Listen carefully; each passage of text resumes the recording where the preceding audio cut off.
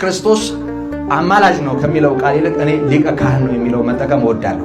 በዚህ ዘመን ኢየሱስ ሊቀ ካህናችን ስለሆነ አማላጃችን ነው ሲሉ እንሰማለን። ይሄ ሌላ ኢየሱስ ነው። ሊቀ ካህናት ሲል ብትሰማው ዘውትር የሚያገለግል አይምሰል። ኢየሱስ ክርስቶስ ደፍረ ኢየሱስ ማለት ከቻል ኢየሱስዬ ማለት ከቻል አንተ ብለስድ ነህ፣ የተባረክ ሰው ነህ። በእውነት አይችልም እኮ ሰው አንዲት መድኃኒት ደካማ መሆኗ የሚታወቀው ተደጋግማ በመወሰዷ። የስኳር መድኃኒት እኮ ንቅል አድርጋ ማጥፋት ያልቻለችው በሽታው ከመድኃኒቱ በላይ ሆኖባታል። ሁል ጊዜ ሲያስታርቅ ይኖራል ካሉን እኛ የምናውቀው ኢየሱስ አይደለም። ይሄ ሌላ ኢየሱስ ነው። ይሄ ደካማው ኢየሱስ ነው። እኛ የምናምነው አንድ ጊዜ በመስራቱ ምክንያት ለዘላለም ያዳነንን አምላክ ነው። አንዳንድ ጊዜ ምን ይላሉ? ምንድነው ኢየሱስ ኢየሱስ ምትል? እኛ ኢየሱስ ማለት አቃተን እንዴ? በላ የራቀውን የሰው ልጅ የሚያቀርብበት ክንዱ ኢየሱስ ክርስቶስ ውረድ፣ ተወለድ፣ ሞት፣ ተሰቀል፣ አድን ብሎ ላከው። የቀረበውን ዲያብሎስን የሚያርቅበት ክንዱን ኢየሱስ ክርስቶስን ዲያብሎስን ያሳፍረው ዘንድ፣ ሞትን የሚሽረው ዘንድ፣ መቃብርንም ይረግጠው ዘንድ፣ ኃጢአትንም ይደመስስ ዘንድ ክንዱን ላከው። በክርስቶስ ኢየሱስ ማመን ብቻ ነው የዘላለም ሕይወት የሚያስገኝ። የመጨረሻው ኢየሱስ ክርስቶስ ነው፣ የለም ሌላ። ደግሜ እንደምነግራችሁ ጥልቀት እንጨምራለን እንጂ ርዕስ አንቀይር። አሁን ኢየሱስ ክርስቶስ በሰማይ ሊያስታርቀን ሄዷል ካሉ እሱ ሌላ ኢየሱስ።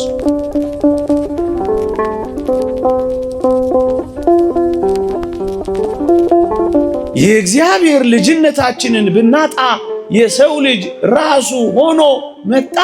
ወደ ላይ እንሄድ ዘንድ ወደ ጥልቁ ወረዳ። በመልአክ አይደለም፣ በአማላጅ አይደለም። እናስ እርሱ ራሱ መጥቶ ያድናቸዋል እንጂ። እሱ ክርስቶስ ሚካኤል ነው ብለው የሚያስተምሩ አሉ። ይሄንን ኢየሱስ ክርስቶስ እኛ እናውቀውም፣ ሌላ ኢየሱስ ነው። በዕለተ ዓርብ በመጨከን በመስቀል ላይ ታላቁን የማዳን ሥራ ከሠራ በኋላ ክርስቶስ የሚጠብቀው ሌላ ሥራ የለው፣ የሚማልድበት ሌላ ሥራ የለው። እኔና እናንተ ታርቀናል አልታረቅንም?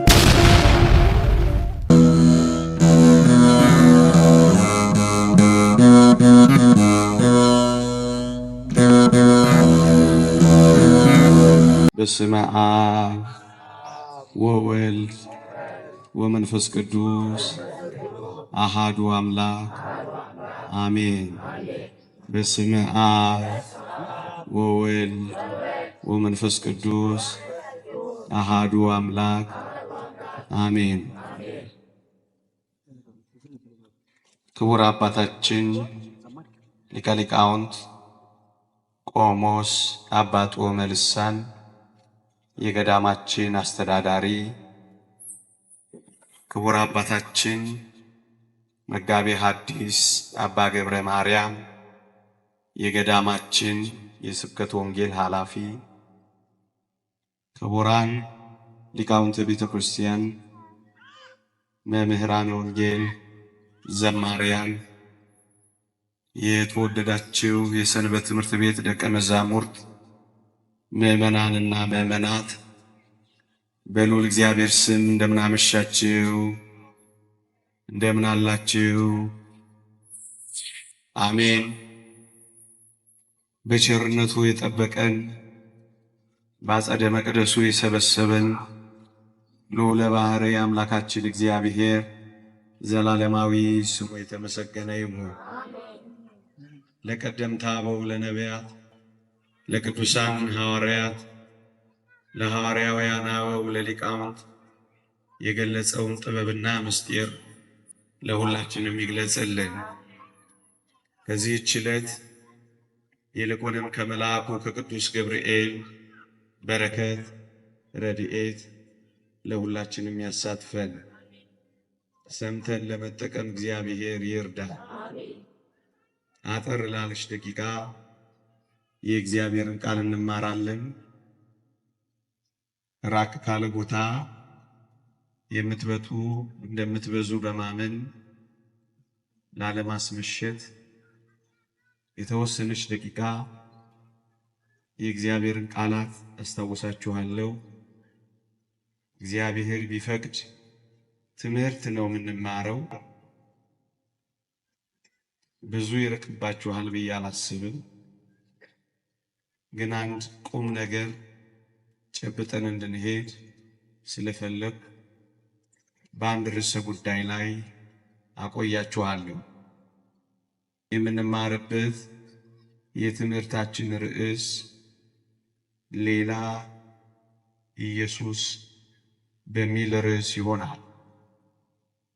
ሁለተኛ ቆሮንቶስ ምዕራፍ 11 ቁጥር 4። እኔ ከቁጥር 1 ጀምሬ በንባብ አሰማችኋለሁ። በጥቂቱ ሞኝነቴ ብትታገሱኝ መልካም ይሆን ነበር። ቢሆንም በእርግጥ ታገሱኝ፣ በእግዚአብሔር ቅንዓት እቀናላችኋለሁና። እንደ ንጽሕት ድንግል እናንተን ለአንድ ወንድ ለክርስቶስ ላቀርብ አጭቻችኋለሁና። ነገር ግን እባብ በተንኮሉ ሔዋንን እንዳሳታት ሐሳባችሁ ተበላሽቶ ለክርስቶስ ከሚሆን ቅንነትና ንጽሕና ምናልባት እንዳይለወጥ ብዬ እፈራለሁ። የሚመጣውም ያልሰበክነውን ሌላ ኢየሱስ ቢሰብክ ወይም ያላገኛችሁትን ልዩ መንፈስ ወይም ያልተቀበላችሁትን ልዩ ወንጌል ብታገኙ በመልካም ትታገሱታላችሁ ይላል። ስለ ቃሉ አምላካችን እግዚአብሔር የተመሰገነ ይሁን። ሌላ ኢየሱስ፣ ልዩ መንፈስ፣ ልዩ ወንጌል የሚሉ ሶስት ቃላት አሉ። እኔ በዚህች ምሽት ሌላ ኢየሱስ በሚለው ላይ አተኩራለሁ። ሰው እግዚአብሔርን በደለ፣ ሰው እግዚአብሔርን አሳዘነ፣ ሰው እግዚአብሔርን ያህል ጌታ ገነትን ታህል ቦታ በበደሉ ምክንያት አጣ። ሰው ከእግዚአብሔር ፊት ተባረረ። ሰው ምስኪንና ጎስቋላ ሆነ። ሰው ልመናው የማይሰማለት፣ ጸሎቱ የማይደርስለት፣ መስዋዕቱ የማይሰምርለት ምስኪንና ጎስቋላ ሆነ። ሰው መቃብር ከመውረድ ጋር ሲኦል መውረድ አገኘው። የባህሪ ጉስቁልና በኃጢአቱ ምክንያት ገጠመው። ሰው በዚህ በደል ምክንያት የሚወደውን ማድረግ የማይችል፣ የማይወደውን ግን የሚያደርግ ምንኛ ምስኪን ሆነ መሰላችሁ። እንደውም ቅዱስ ጳውሎስ ለዚህ ለሞት ከተሰጠ ሰውነት ማን ያድነኛል ብሎ ጮኸ። ሰው ነፃ ፈቃዱ ደበዘዘ። ሰው እንስሳትን እንኳን የሚፈራ እስኪሆን ደረሰ። ከእግዚአብሔር ፊት በመውጣቱ ከሁሉም ጸጋዎች ፊት ወጣ። በእግዚአብሔር ፊት በመራቆቱ ብዙ ጸጋዎቹን ተራቆተ። ሰው ባጭሩ ምንኛ ምስኪን ሆነ መሰላችሁ። ይሄን ውድቀቱን የተረዳው ሰው፣ ይሄን ጉድለቱን የተረዳው ሰው አንድ ነገር አደረገ። እንዲህ አለ፣ እጅህን ልከህ አድነኝ ብሎ ጮኸ። እንደውም ሰማያትን ቀደ ብትወርድ ምን ነው ብሎ ተመኘ። እግዚአብሔር በበደል ላይ ይቀጣል። በደለኞች ሲመለሱ ደግሞ በምህረት ይቀበላል። ልብ በሉ፣ በኃጢአቱ ምክንያት ሰውን ቀጣው። ግን ደግሞ ሰው ተጸጸተና እባክህ መልሰኝ ብሎ ለመነው። እግዚአብሔር መሐሪ ነው። እግዚአብሔር ደግሞ ተቆጪ ነው። እግዚአብሔር ፈራጅ ነው። እግዚአብሔር ደግሞ ይቅር ባይ ነው። ስለዚህ ሰው መልሰኝ ብሎ ባለቀሰ ጊዜ እግዚአብሔር ይመልሰው ዘንድ ወደደ። መዓቱን አምጥቶበት ነበረ። ይቅርታውን ሲጠይቀው ደግሞ በምህረቱ ሊጎበኘው ወደደ። ታዲያ እግዚአብሔር አሁን ምን ያድርግ? ሞትን ፈርዶበታል።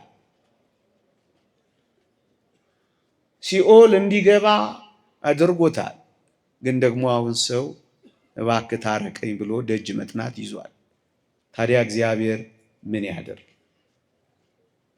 እንዲህ ይላል እግዚአብሔር ቃል ትንቢተ ኢሳይያስ ምዕራፍ 59 ከቁጥር 16 ጀምሮ እንዲህ ተብሎ ተጽፏል።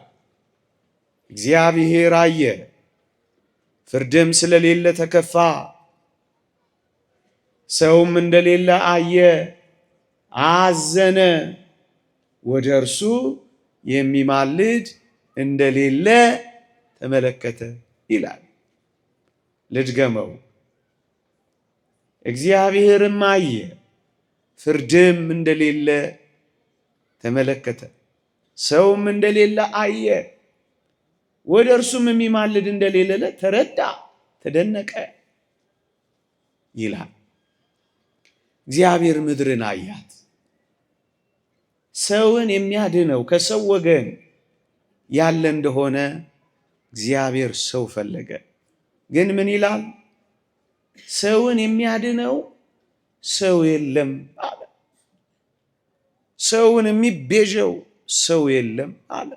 ምክንያቱም ሰው ራሱ በዚህ ተጠቅቷልና ራሱን ማዳን አልቻለም። ሰው የለም አለ። እንደው ወደ እርሱ የሚማልድ እንደሌለ ተረዳ የሚል ቃል ታነባላችሁ ወገኖቼ። የሚያማልዱ እኮ ነበሩ፣ የሚጸልዩ እኮ ነበሩ፣ የሚያስታርቁ እኮ ነበሩ። ነገር ግን ምን አላሉ? በእግዚአብሔርና በሰው መካከል የነበረውን የጸብ ግድግዳ ማፍረስ አልቻሉ። ነገር ግን ምን ማድረግ አልቻሉም? የጎሰቆለውን የሰው ባህሪ ማደስ ግን አልቻሉ። ነገር ግን ምን ማድረግ አልቻሉም? የሰውን ሕሊና ከረከሰ ስራ ማንጻት ግን አልቻሉ። ነገር ግን ምን አልቻሉም? ገነትን መክፈት አልቻሉ። ነገር ግን ምን አልቻሉም? ሞትን ማስቀረት አልቻሉም። መቃብርን መሻር አልቻሉም። የሞትን ጉልበት ማድከም አልቻሉም። ኃጢአትን ከስሩ ነቅሎ መጣል ግን አልቻሉም። ለዚህ ነው የሚያማልድ እንደሌለ ተረዳ። ለዚህ ነው ሰው እንደሌለ አየ ያለው እንጂ አማላጆችማ ነበሩ። እነማን? እነ አብርሃም ደጋጎቹ አማላጆች እኮ ነበሩ። ምንም ያረጉ ነብይ ነውና ስላንተ ይጸለያል የሚባሉ የእግዚአብሔር ወዳጆች አርከ እግዚአብሔር የሚባሉ ነበሩ እኮ። ግንስ አሁን ያልኳችሁን ግን ማድረግ አልቻሉ። እስኪ ልጠይቃችሁ፣ የላይኛው ፍርድ ቤት የፈረደውን የስር ፍርድ ቤት ማንሳት ይችላል? ይችላል? አያችሁ፣ ሞትን የፈረደበት እግዚአብሔር ስለሆነ ይሄንንም ሞት ደጋግ ቅዱሳን ሊያነሱት አልቻሉም። ለዚህ ነው ሰው የለም ያለው እንጂማ አማላጆች ነበሩ። እነማን? እነ ኤርምያስ ልመናህ ጸሎትህ በፊቱ ትድረስ ተብለው የእስራኤል ልጆች ለአማላጅነት በፊቱ የሚቆሙ ነቢያትማ ነበሩ። ግንስ ነቢያት ራሳቸው ጽድቃችን እንደ መርገም ጨርቅ ሆነ ብለው ጮሁ። ፈወስናት አልተፈወሰችም ብለው አለቀሱ።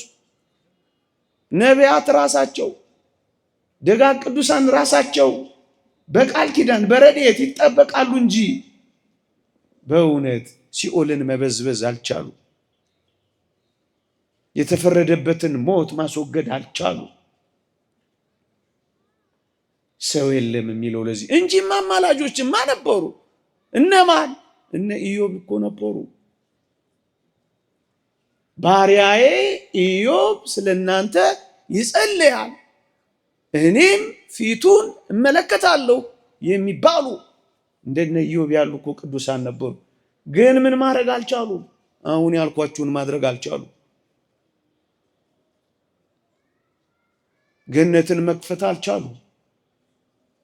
ሊቃነ ካህናት የኦሪት እኮ ሊቃነ ካህናት ነበሩ። ምንም ያረጉ ዕለት ዕለት መስዋዕት እየሰዉ ቅድመ እግዚአብሔር የሚቆሙ የሕዝቡን ስርየት የሚጠይቁ ግንስ አሁን ያልኳችሁን ሁሉ ማድረግ ስላልቻሉ ምን አለ? ሰው የለም። ምን አለ? የሚያማልድ የለም አለ እንጂ ነበሩ እኮ። ግን ይሄን ማድረግ ስላልቻሉ ነው ይሄን ያለው። ታዲያ እግዚአብሔር ምን ያድርግ? ሰው ከሌለ እግዚአብሔር ታዲያ ምን ያድርግ? በምን መልኩ ማረኝ ያለውን ሰው ይማረው? በምን መልኩ ይቅር በለኝ ያለውን ሰው ይቅር ይበለው?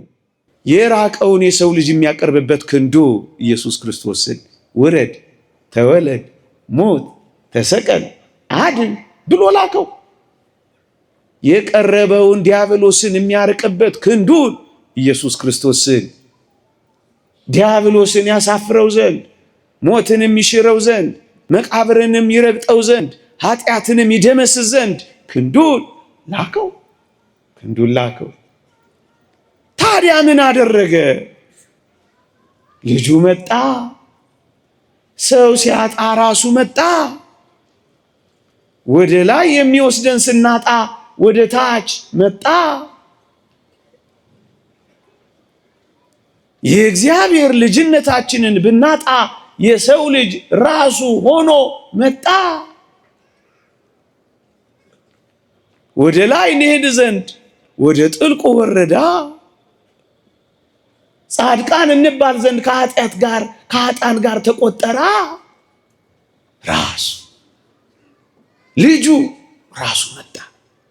ራሱ እዩ። ይሄንን ሁሉ ነቢያት፣ ይሄንን ሁሉ ጻድቃን፣ ይሄንን ሁሉ ደጋግ ቅዱሳን ማድረግ ስላልቻሉ ምን ማድረግ? የጎሰቆለውን የሰው ባህሪ ማደስ። ምን ማድረግ? ሞትን ትሞታለህ ያለው እግዚአብሔር ነው። ይሄንን ፍርድ ሊያነሳለት የሚገባው እግዚአብሔር ነው። የራሱ የላይ ፍርድ ቤት የፈረደውን የስር ፍርድ ቤት አነሳው የሚያልኳችሁ እግዚአብሔር ስለፈረደው መላእክት ሊያነሱት አልቻሉ። ስለዚህ ምን አረገ? ራሱ መጣ። እንዲህ ይላል ነቢዩ ኢሳይያስ፣ ትንቢተ ኢሳይያስ ምዕራፍ 63 ላይ አኮ በመላእክ ወአኮ በተነባል አላ ለሊሁ እግዚእ ይመጽእ ወያድኅኖሙ ይላል። በመላእክ አይደለም፣ በአማላጅ አይደለም። እናስ እርሱ ራሱ መጥቶ ያድናቸዋል እንጂ። የተወደዳችሁ ክርስቲያኖች በመላእክ አይደለም፣ ደግሞስ በአማላጆች አይደለም። እና በማን? በራሱ በአምላካቸው በእግዚአብሔር፣ በአምላካችን በእግዚአብሔር። እዩ ያዳነን ኢየሱስ ክርስቶስ መልአክ አይደለም፣ መልአክ አይደለም፣ የመላእክት ጌታ ነው። መጽሐፍ ቅዱስ ቅድም መምህር በዚህ ርዕስ ስለጀመሩ ነው እኔም በዚሁ ልቀጥልበት ብዬ በኩርን ወደ ዓለም ሲያስገባ የእግዚአብሔር መላእክት ሁሉ ለእርሱ ይስገዱ ይላል ተብሎ ተጽፏል። የመላእክት ጌታ ነው፣ የመላእክት ፈጣሪ ነው።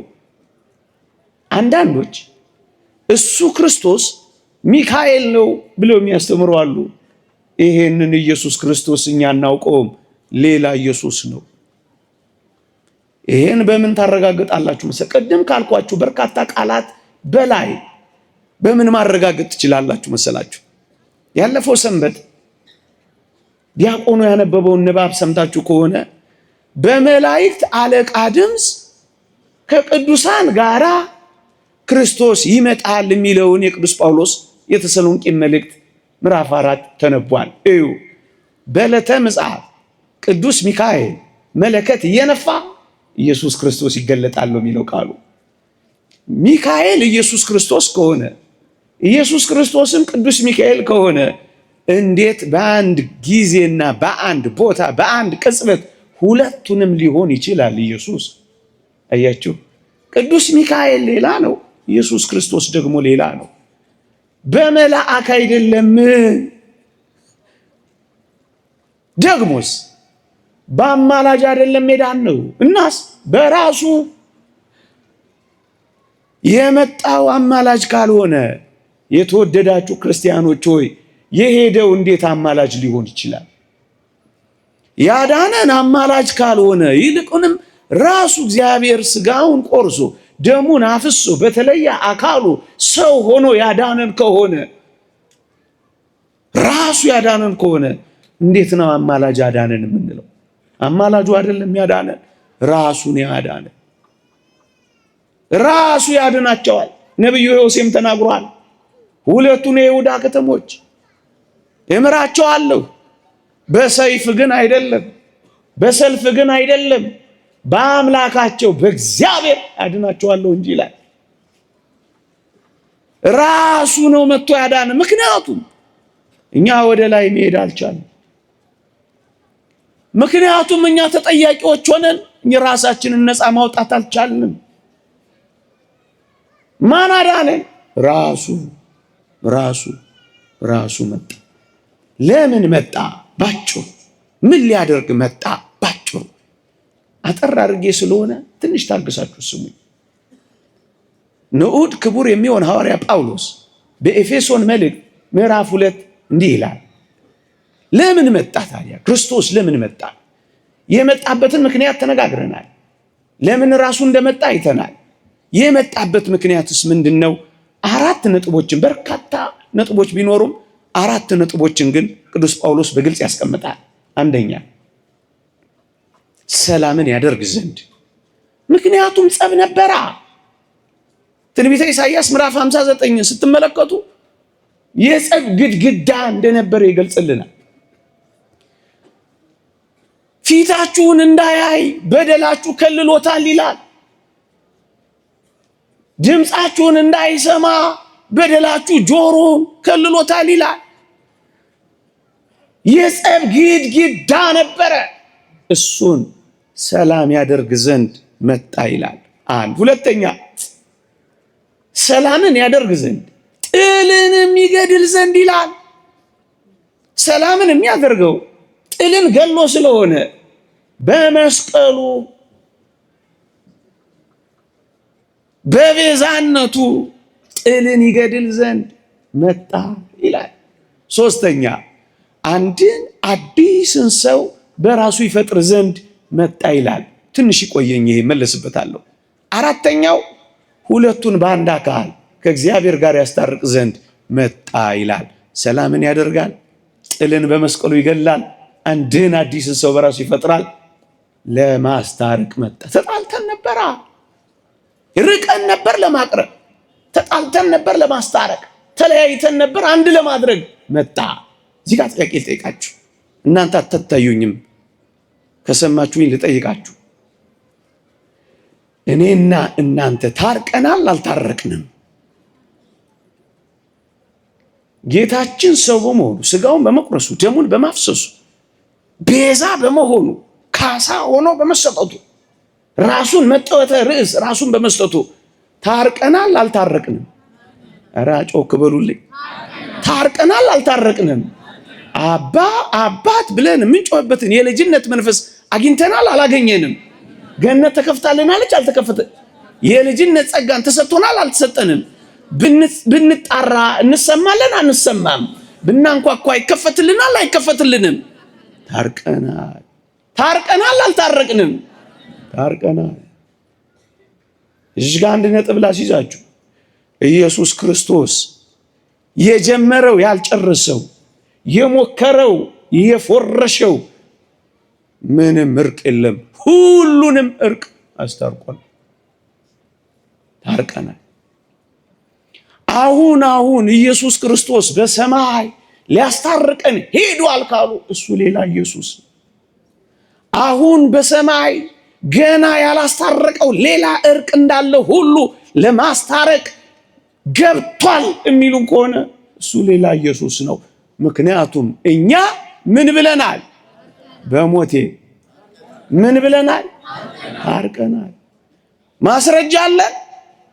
ግጥም እንዲህ ይላል ሮሜ መልእክት ምዕራፍ 5 ቁጥር 10 በልጁ ሞት ታረቅ።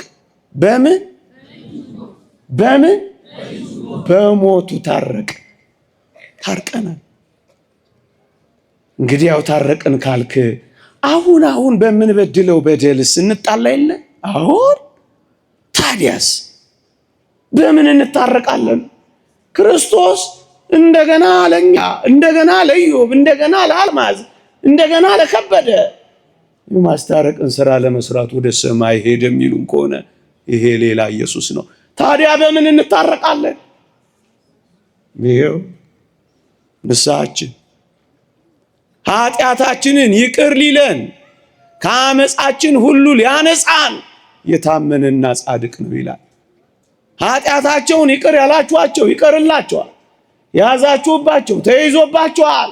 ይሄው ስልጣንን ከተልእኮ ይሰጣቸው ክህነቱንም መስዋዕቱንም በፍቅር የተቀበለች ይህች ቤተ ክርስቲያን አሁን ብበድልስ የኢየሱስ ክርስቶስ ደም ከኃጢአት ሁሉ ያነጻል ይለናል እንጂስ አሁን ኢየሱስ ክርስቶስ ለማስታረቅ ወደ ሰማይ የሄደ እንዳይመስል፣ አሁንም በማስታረቅ ስራ ተጠምዶ የሚቆይ እንዳይመስል። ይሄንን ግጥም አድርጎ የሚያስታርቅ የሚነግረንን ቃል ደግሞ ሮሜ 5 ቁጥር 11 ላይ ላንብብላችሁ። መታረቁን ባገኘንበት በኢየሱስ ክርስቶስ ይልልሃል። አግኝተናል። ያላገኘነው የተረፈ ሽራፊ ያስቀረው እርቅ የለም። ታርቀናል።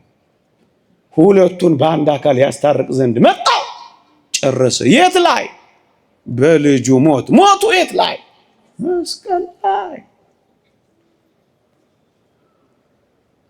አንድ ጊዜ በመስራቱ ምክንያት አበቃ።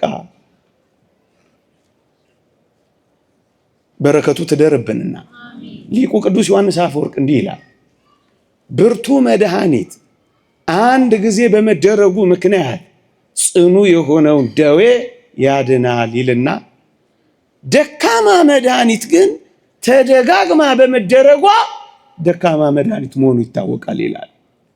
ልድገመው። ብርቱ የሆነ መድኃኒት አንድ ጊዜ በመደረጉ ምክንያት ጽኑውን ደዌ ያድናል። ስንት ጊዜ? አንድ ጊዜ።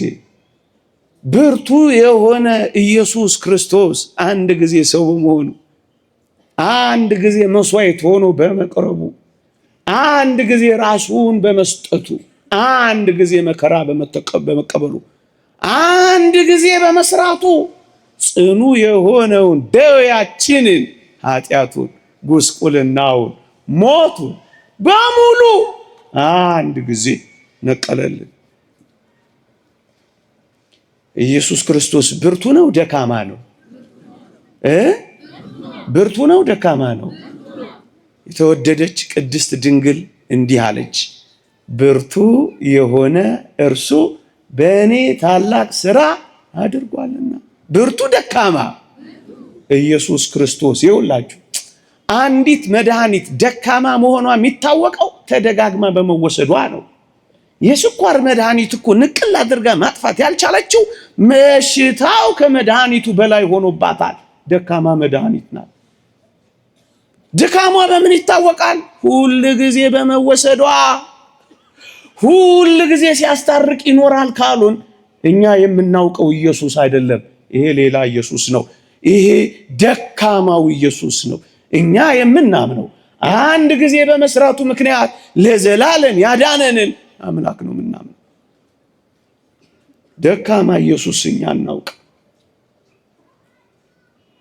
ሁለተኛ አንድ አዲስን ሰው በራሱ ይፈጥር ዘንድ የሚለውን ቃል አቆይቼው ነበር፣ ልመለስበት። በሞቴ ስሙኝ። እየሰማችሁኝ ነው? እንዳልኳችሁ አትታዩኝም። እነዚህ መብራቶች ጥቂት ጊዜ ቆይተው አይናችንን ሊያጠፉት ይችላሉ። ፓውዛዎቹ ለዚህ ጉዳይ የተዘጋጁም አይመስሉ፣ ግን እናንተ ታዩኛላችሁ። አረቀኩባችሁ። እሺ መቼም እንደሱ ቼክ እየተደራረግን እንኑር እንጂ አይታወቅም። ለካ እኔ ተወደው አይደለም አላችሁ የሚሉት።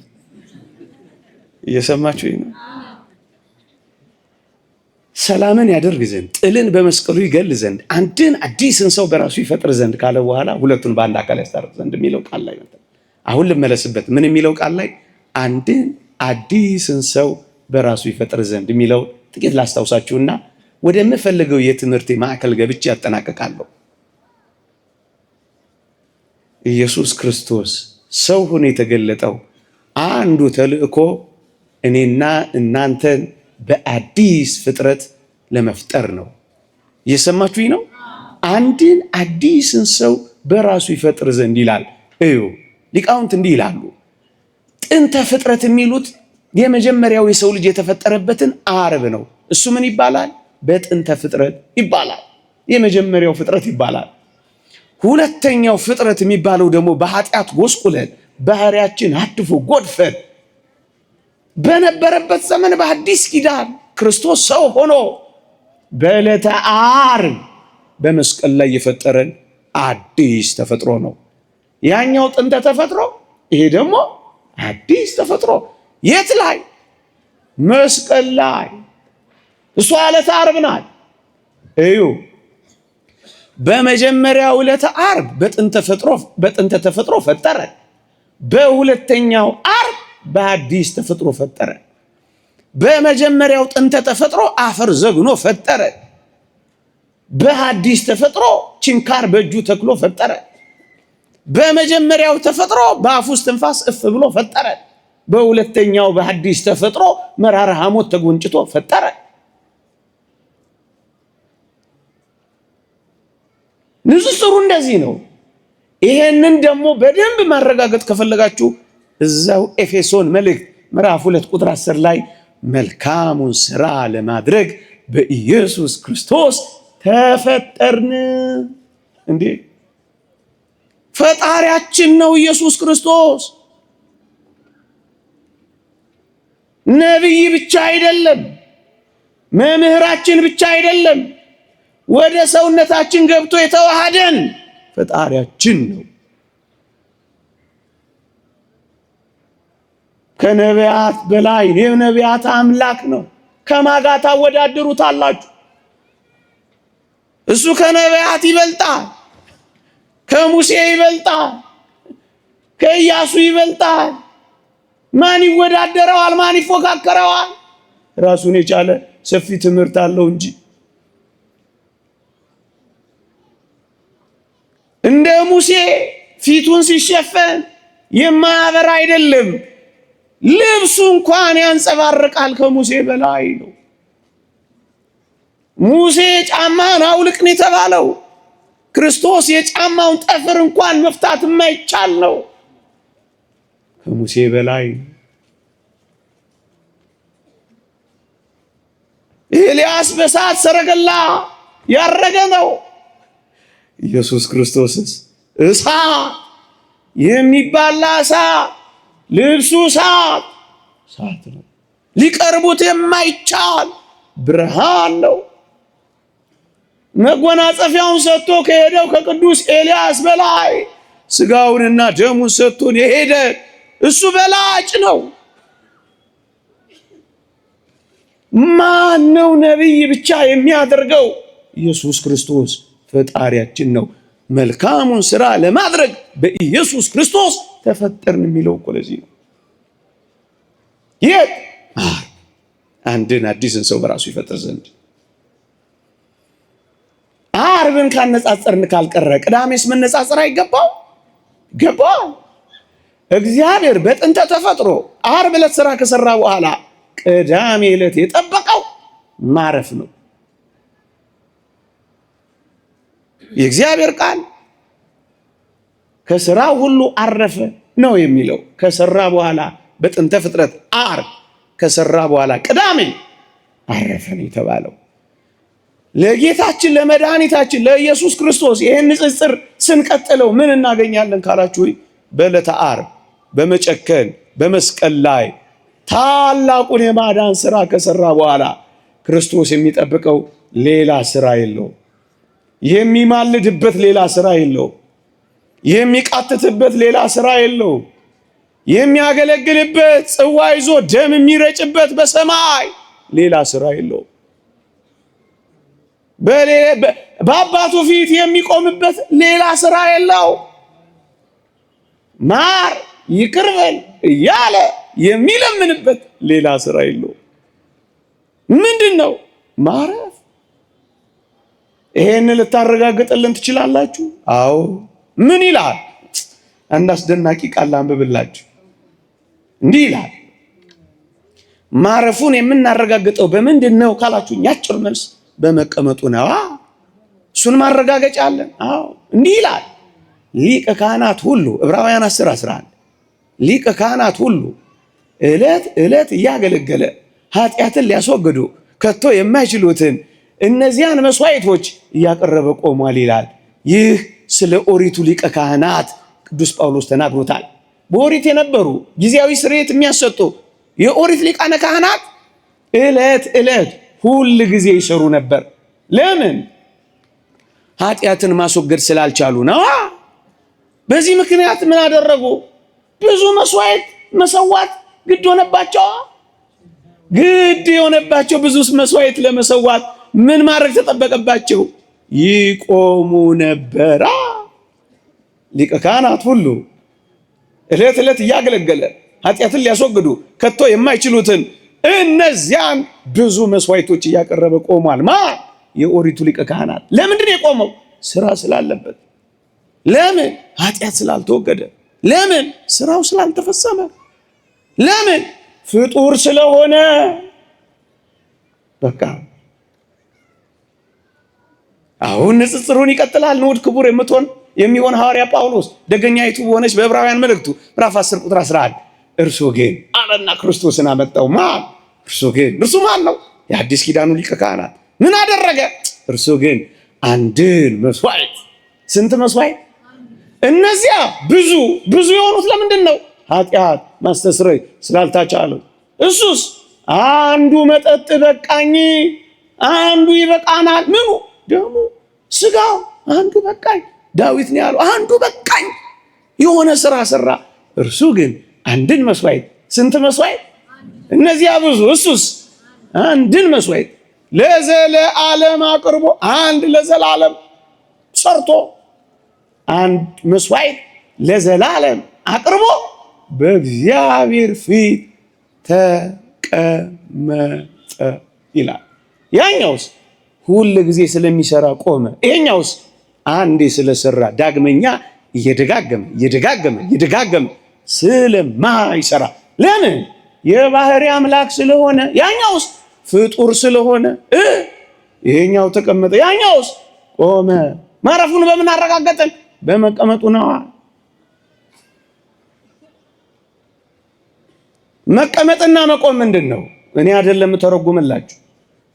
በረከቱ ትደርብንና አፈ በረከት የተባለ ዮሐንስ አፈወርቅ የዕብራውያን መልእክት በተረጎመበት ድርሳኑ 13ኛው ድርሳን ላይ እንዲህ አለ። ሊቀ ካህናት ሲል ብትሰማው ዘውትር የሚያገለግል አይምሰል። ኢየሱስ ክርስቶስን ሊቀ ካህናት ሲል ብትሰማው ዘውትር የሚያገለግል አይምሰል አለ። አንዳንዶች በዚህ ዘመን ኢየሱስ ሊቀ ካህናችን ስለሆነ አማላጃችን ነው ሲሉ እንሰማለን። ይሄ ሌላ ኢየሱስ ነው። ሊቀ ካህናት ሲል ብትሰማው ዘውትር የሚያገለግል አይምሰልህ። አሁንም የሚያገለግል አይምሰልህ። አሁንም የሚያስታርቅ አይምሰልህ። አሁንም ማር ይቅር በል የሚል አይምሰልህ። ሊቀ ካህናት ሲል ብትሰማው ዘውትር የሚያገለግል። አለበለዚያማ እኮ ፍጡር ሆነ። አንዴ ብቻ ማይሰራ ለዘውትር የሚተጋ ከሆነ ምኑን ፈጣሪ ሆነ? ምኑን የባህሪ አምላክ ሆነ? ምኑን ከኦሪት ሊቃነ ካህናት ተለየ? አንተ ሊቀ ካህናት ሲል ብትሰማው ዘውትር የሚያገለግል አይምሰልህ። አንድ ይበቃዋል። እሱ ብርቱ ነዋ፣ የባህሪ አምላክ ነዋ። ይቀጥላል። ሊቀ ካህናት ሲል ብትሰማው ዘውትር የሚያገለግል አይምሰልህ ይልና ሰው ሲሆን የሰውነትን ስራ በመስራት ጸንቶ እንዳልኖረ ሰው ነው ክርስቶስ። አሁን በሰማይ ፍጹም ሰው ፍጹም አምላክ ነው። ሰው ነው የምንለው ግን የሰውነትን ስራ በመስራት በሰማይ አይኖርም፣ አይጸናም። ለምን? ሰው ነው፣ አይራብም። እውነት አስብ፣ በሰማይ ይራባል? ሰው ነው፣ የሰውነትን ስራ በመስራት ጸንቶ አይኖርም፣ አይራብም። ሰው ነው፣ አይጠማም። ሰው ነው፣ አይታመምም። ሰው ነው፣ አይደክምም። ሰው ነው፣ አይሞትም። ሰው ሲሆን የሰውነትን ስራ በመስራት ጸንቶ እንዳልኖረ ባገለገለም ጊዜ በማገልገል ስራው ጸንቶ አልኖረም። እየሰማችሁኝ ነው? አንድ ጊዜ አገለገለ፣ ከዚያ ግን ተቀመጠ። በማገልገል ስራው፣ በማስታረቅ ስራው፣ በማማለድ ጸንቶ አልኖረም። አንድ ጊዜ ነው የሚበቃው። ሁል ጊዜ ያገለግላል የሚል ሰው ቢኖር፣ ሁል ጊዜ ያስታርቃል የሚል ሰው ቢኖር፣ ሁል ጊዜ ያማልዳል የሚል ሰው ቢኖር ስለሌላ ኢየሱስ ነው የሚያወራው። ይህንን መጠቅለያ የቅዱስ ዮሐንስ አፈወርቅ ትምህርት ሊቀ ካህናት ሲል ብትሰማው ዘውትር የሚያገለግል አይምሰልህ። ሰው ሲሆን የሰውነትን ስራ መስራት ጸንቶ እንዳልኖረ ባገለገለም ጊዜ በማገልገሉ ስራ ጸንቶ አይኖርም ካለ በኋላ ቀዊም እንጂ መቆም እንጂ ነቢር መቀመጥ ሲያገለግሉ መኖርን አያስረዳም ይላል። አየህ፣ የተቀመጠው ዘውትር የሚያገለግል እንዳልሆነ ለማረጋገጥ ነው። ቢቆም ኖሮ ሲያገለግል እንደሚኖር እናውቅ ነበር። እሱስ ተቀምጧል። መቀመጡ ምንድን ነው? የአገልግሎቱን መጠናቀቅ ነው የሚያሳየው። መጨረሱን ነው የሚያሳየው። ሲያስታርቅ አለመኖሩ ነው የሚያሳየው። ሲያማልድ አለመኖሩ ነው የሚያሳየው። ምን ላይ ተቀመጠ ትል እንደሆነ ሁላችን በክርስቶስ የፍርድ ወንበር ፊት እንቆማለን። የምን ወንበር? የተቀመጠው የፍርድ ወንበር ላይ ነው ጎበዝ። የምልጃ ወንበር የለም፣ የፍርድ ወንበር። መቀመጥ ምንድን ነው? ለመፍረድ ነው። እንደገና ለማማለድ የሚቀመጥ ይመስልሃል? እንደገና ለማስታረቅ የሚቀመጥ ይመስልሃል? ይህንን ማረጋገጥ ከፈለጋችሁ 2-3 ጥቅሶችን ልናገርና ላብቃ። 40 ደቂቃ ነው ያሰብኩት፣ 40 ደቂቃ ሆኗል። እየሰማችሁኝ ነው? እንዲህ ይላል እግዚአብሔር ቃል። ከመቀመጥ ጋር ተያይዞ አብሮ የሚነሳው ፍርድ ነው እንጂ ምልጃ አይደለም። ኢየሱስ ክርስቶስ ተቀመጠ፣ የአገልግሎቱ መጠናቀቅ ገለጠ። ከዚያስ መቀመጡ የፍርድ ወንበር ላይ እንደሆነ አሳወቀ ቅዱስ ጳውሎስ አንደኛ ቆሮንቶስ መልእክት ምዕራፍ 10 ላይ። ይሄንን በደንብ እናብራራው ካል ሐዋርያት ምን ብለው ጠየቁ ጌታችንን? እኛ ሁሉን ትተን ተከተልን፣ እንግዲህ እኛ የምናገኘው ምንድን ነው ብለው ጠየቁት። ማቴዎስ ወንጌል ምዕራፍ 12 ላይ ጌታም እንዲህ አላቸው፣ በ12ቱ የእስራኤል ነገድ ዙፋን ላይ ተቀምጣችሁ ምን ታደርጋላችሁ? ትፈርዳላችሁ። ከመቀመጥ በኋላ ፍርድ ነው ወገኔ። ደግሞ ሌላ እናምጣ። ትንቢተ ዳንኤል ምዕራፍ 4 በዘመናት የሸመገለውን በዙፋኑ ተቀመጠ ካለ በኋላ ፍርድም ሆነ ነው የሚለው። መጽሐፈ ሲራክም ተቀምጠ ፍረድላቸው ነው የሚለው። የሚቀመጥ እኮ ለመፍረድ ነው፣ ፍርድ ነው እንጂ ምልጃ፣ ጸሎት፣ ልመና፣ መቃተት፣ ማር ይቅርበል እንዴት ከቶ ከክርስቶስ ይሰማል? ነገሩን በደንብ ለማሰሪያ ለቅርብ የሊቃውንትን ከፈለጋችሁ ደግሞ አብ ወልድ መንፈስ ቅዱስ ይመረምራሉ። አብ ወልድ መንፈስ ቅዱስ በአውደ ፍትሕ ይቀመጣሉ።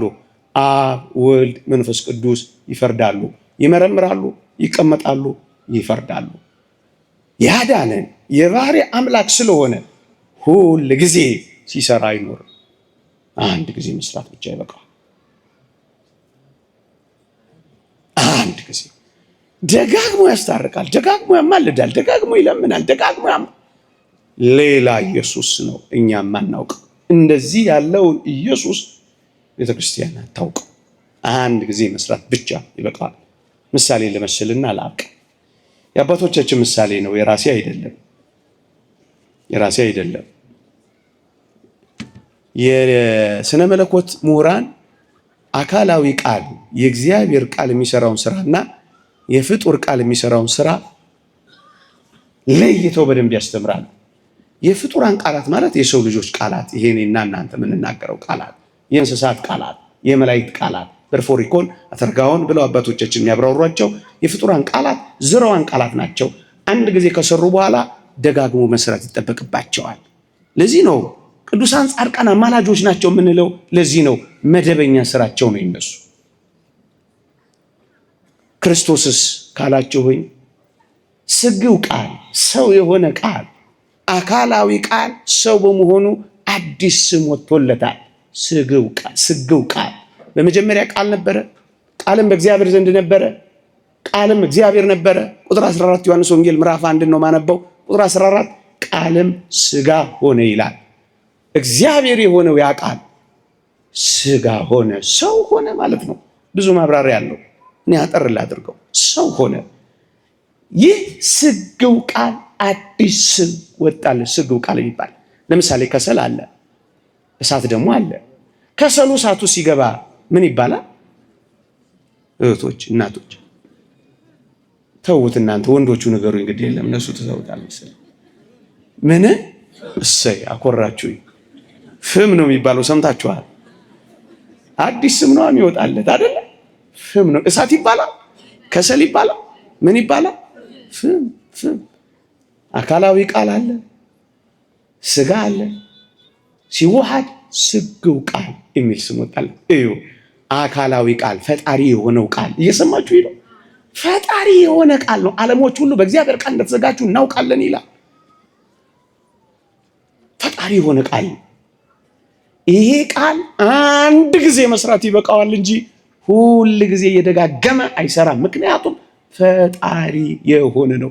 ሁል ጊዜ ያስታርቃል፣ ሁል ጊዜ ያማልዳል የሚለው በእውነት እነዚህ ሰዎች እግዚአብሔርን ፍጡር እያደረጉት ነው ብለን የምንጮህ እኮ ለዚህ ነው። በጥልቀት በቅጥነት ህሊና አባቶቻችን ስላስተማሩ ነው። እስኪ ልጠይቃችሁ፣ እግዚአብሔር ማለዳ እየተነሳ እናንተ የምትኖሩበት አካባቢ 12 ሰዓት ላይ እየተነሳ እግዚአብሔር ብርሃን ይሁን ይላል? ቆይ ዝም አላችሁ ይላል እንዴ? ስንት ጊዜ አለ? አንድ ጊዜ አለ። የብርሃናት መሽከርከር ግን ለዘላለም ጸና። እውነት አዘብ ስንት ጊዜ መስራት? ሁል ጊዜ ሲሰራ አይኖርም። እየሰማችሁኝ ነው? ፈጣሪ የሆነ ቃል እንደዚህ ነው። ኢየሱስ ክርስቶስን ፈጣሪ ስግው ቃል አንድ ጊዜ በመስቀል ላይ መስራት ብቻ በቅቶታል እንጂ ሁል ጊዜ ሲጸልይ፣ ሁል ጊዜ ሲያማልድ፣ ሁል ጊዜ እሱ ሌላ ኢየሱስ። እየሰማችሁኝ ነው? ዮሐንስ አፈወርቅ የመሰላት ምሳሌ ያለች በጣም ጥሩ ታቀርባለች። እንዲህ ይላል፣ ከዚህ ጋር የተያዘ ነው። እግዚአብሔር ለአዳምና ለሔዋን ብዙ ተባዙ ምድርንም ሙሏት አለ። ስንት ጊዜ? እና በየመኝታ ቤቱ እየመጣ እግዚአብሔር ብዢ ተባዢ ይላሉ ይላል። ስንት ጊዜ? ከዛ በኋላ ፍጥረት ቀጠለ። እውነት አሰብ አንድ ጊዜ ሰራ፣ ቤተክርስቲያን ቀጠለች። ሌላ ኢየሱስ። ይቆየን። የእግዚአብሔር ቸርነት፣ የእመቤታችን አማላጅነት፣ የቅዱስ ገብርኤል በረከት ረድኤት አይለየን። አሜን።